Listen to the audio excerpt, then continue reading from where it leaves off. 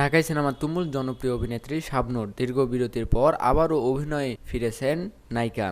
নতুন দুটি সিনেমায় চুক্তিবদ্ধ হয়ে কাজ শুরু করেছেন। পাশাপাশি সামাজিক যোগাযোগ মাধ্যমে ও বেশ সক্রিয় থাকেন শাবনূর। এবার নিজের ছেলেকে নিয়ে ও নতুনভাবে হাজির হলেন শাবনূর। জানান অনুভূতির কথা। ইনস্টাগ্রামে ছেলের সঙ্গে একটি ছবি পোস্ট করে শাবনূর লিখেছেন, আমার সব সুখের উৎস।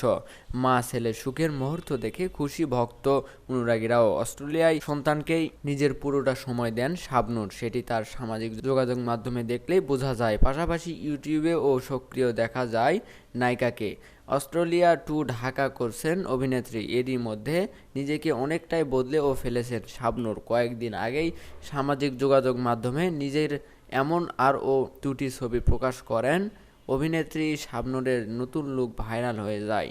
নতুনভাবে প্রিয় নায়িকাকে দেখে উচ্ছ্বসিত ভক্ত অনুরাগীরা। ও অস্ট্রেলিয়ায় থাকাকালে শাবনূর যুক্ত হন রঙ্গনা নামের এই সিনেমায়। পরিচালনা করেছেন আরাফাত হোসাইন। নতুন এই সিনেমা দিয়ে কাম ব্যাক করছেন নায়িকা। অন্যদিকে রঙ্গনা পরিচালনার মাধ্যমে প্রথমবার চলচ্চিত্র পরিচালনায় নামছেন আরাফাত। এর আগে তিনি বেশ কিছু সিনেমায় সহকারী পরিচালক হিসেবে কাজ করেছেন। পাশাপাশি মাতাল হ নামে ও আরেকটি সিনেমায় অভিনয়ের কথা জনপ্রিয় এই অভিনেত্রীর।